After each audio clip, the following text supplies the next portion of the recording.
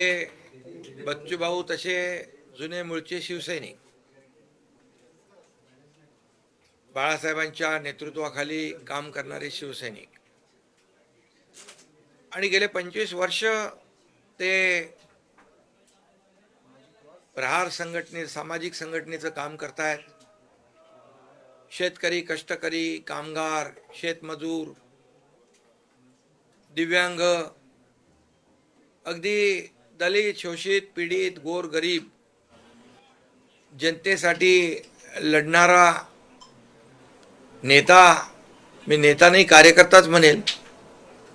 कार्यकर्त्यासाठी कार्यकर्त्यांनी लढायचं असतं आणि कार्यकर्त्याच्या भूमिकेतून बच्चू भाऊंनी गेले अनेक वर्ष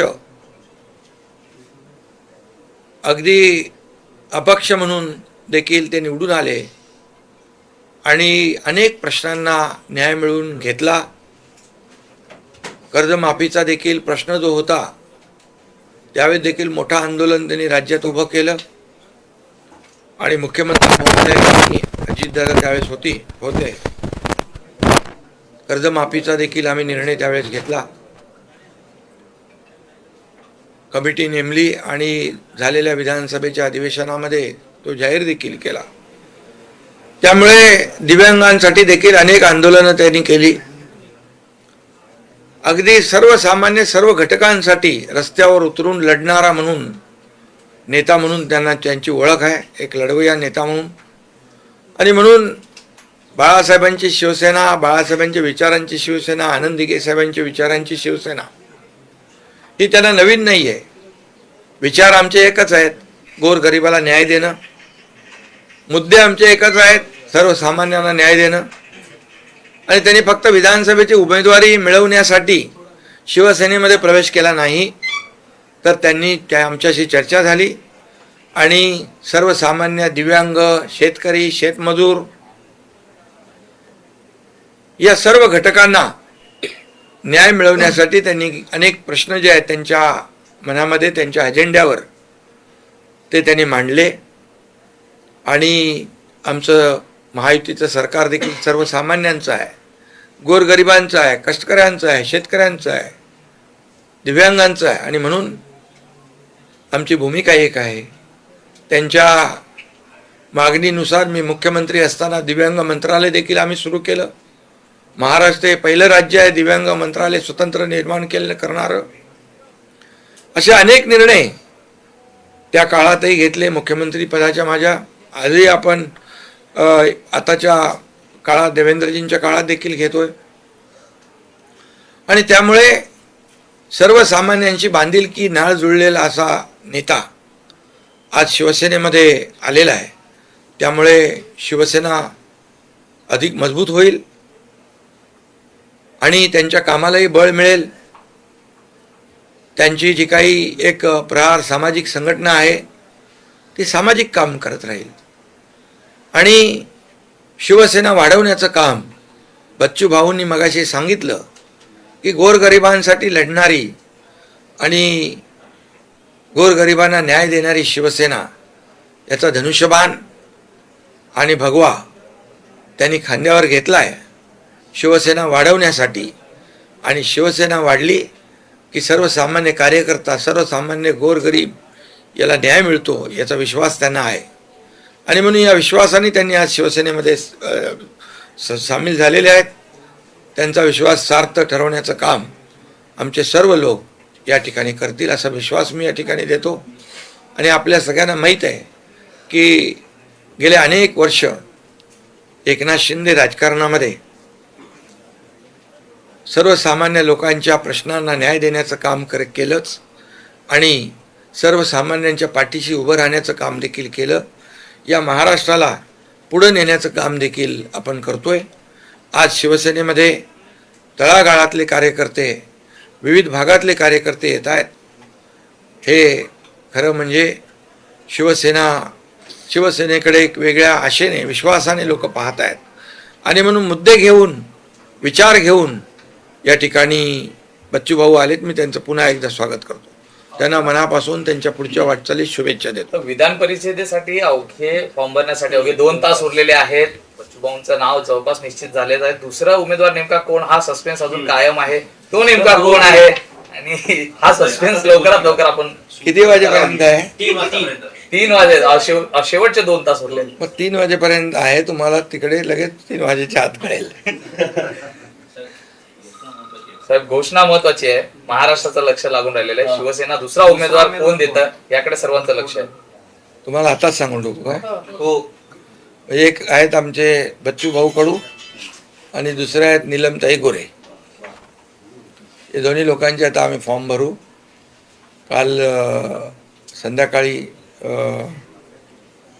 सर्व पदाधिकारी आम्ही बसून या ठिकाणी निर्णय घेतला. नीलमताई देखील उपसभापती म्हणून त्यांनी अनेक वर्ष चांगलं काम केलेलं आहे आणि विधान परिषद सभागृहामध्ये अनेक उपक्रम देखील त्यांनी राबवलेले आहेत. त्याचा देखील संघटनेला फायदा झालेला आहे आणि एक विविध क्षेत्रामध्ये महिलांवर जिथे अन्याय होतो त्या भागामध्ये धावून जाण्याचं काम नीलमताईंनी केलं आहे. आणि आज बच्चूभाऊंच्या बद्दल तर मी सगळं सांगितलेलं आहे.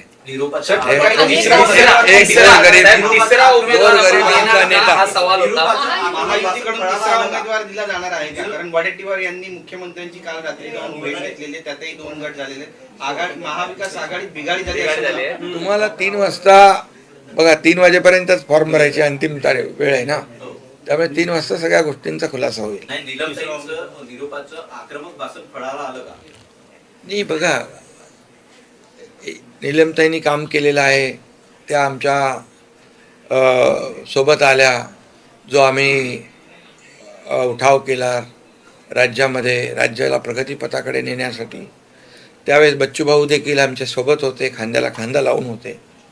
त्यामुळे शेवटी कार्यकर्ता हा काम करत असतो आणि मी पक्षप्रमुख जरी असलो, मुख्य नेता जरी शिवसेनेचा असलो, तरीसुद्धा मी एक कार्यकर्ता म्हणून काम करतो. त्यामुळे जे काम करतायत कार्यकर्ते, त्या कार्यकर्त्यांकडे माझं लक्ष आहे. आणि एका पद कमी असतात, इच्छा अनेक लोक व्यक्त करतात, परंतु याचा अर्थ असा होत नाही की जे आता ज्यांना मिळालं नाही ते दुर्लक्षित राहतील. माझं प्रत्येकावर लक्ष असतं. शिवसेनेमध्ये जो काम करेल तो पुढं जाईल, हा नेहमी मी सांगतो. त्यामुळे शिवसेना हा कार्यकर्त्यांचा पक्ष आहे. इथं कोणी मालक नोकर नाही आहे. त्यामुळे कार्यकर्ता जो काम करेल तो पुढे जाईल. उद्धव ठाकरे जर उमेदवार असते तर ही निवडणूक बिनविरोध झाली असती. आता जर आणि तर, राजकारणामध्ये जर आणि तर, आता ते 3 वाजेपर्यंत आपल्याला कळेल. उद्धव ठाकरेंनी अचानकपणे एक्झिट घेतली आणि अंबादास दानवेंना संधी दिलेली आहे. कुठेतरी भीती होती की ते आता तुम्ही त्यांना विचारायला पाहिजे. नाना पटोले म्हणतात की काँग्रेसचा उमेदवार विधान परिषदेवर नाराजी झालेली पाहायला मिळते आणि त्यामुळे काँग्रेस उमेदवार देणार असं ठरलं आणि काँग्रेसच्या नेत्यांनी उमेदवारीमुळे महाविकास आघाडीमध्ये फाटाफूट होण्याची शक्यता. अरे आता आघाडीमध्ये कितीतरी वेळा आता बिघाडी झालेली आहे. आता जाऊ द्या, मी त्यांच्याबद्दल काय बोलायचं. आज मी आमच्या महायुतीच्या जे उमेदवार आहेत, हे महायुतीचे सर्व उमेदवार ताकदीने चांगल्या मताने निवडून येतील, हा विश्वास फक्त आपल्याला देतो. शेतकऱ्यांचं नेतृत्व करतात, त्यामुळे त्यांच्यावर काही वेगळी जबाबदारी देणार आहेत. आणि त्यांची जी संघटना आहे ती संघटना स्वतंत्र राहणार आहे की ती शिवसेनेत असणार आहे? ती आता शिवसेनेशी संलग्न आहे आणि ती एक सामाजिक संघटना आहे, राजकीय संघटना नाही आहे. त्यामुळे सामाजिक काम देखील जे आहे तेही सुरू राहिलं पाहिजे. आणि त्यांनी स्वतः मगाशी सांगितलं की शिवसेना ही राजकीय संघटना आहे आणि बाळासाहेबांच्या विचारांनी प्रेरित झालेली संघटना आहे. शिवसेना वाढवण्याचं काम गावागावामध्ये महाराष्ट्रभर ते करतील. आणि निवडणुका विधान परिषदेच्या या बिनविरोध होतील की कार्यक्रम ठरलाय अशी चर्चा आहे की तुम्ही आता चला तिकडे पुढे चला.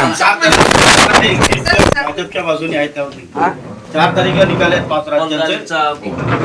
त्यामध्ये एक्झिट पोल जे आहेत ते भारतीय जनता पक्ष एनडीएच्या बाजूने आहेत.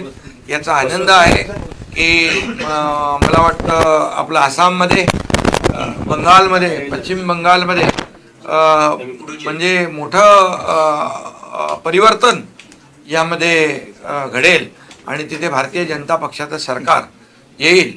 कारण शेवटी या देशाचे प्रधानमंत्री नरेंद्र मोदीजींनी या संपूर्ण देशाला पुढे नेण्याचं जे काम केलेलं आहे, देशाला विकासाकडे नेण्याचं काम केलेलं आहे, देश आर्थिक महासत्तेकडे चाललोय, याचा क्रेडिट, याचा फायदा पश्चिम बंगालमध्ये नक्की होईल आणि पश्चिम बंगालमध्ये देखील परिवर्तन होईल. ठीक आहे, धन्यवाद.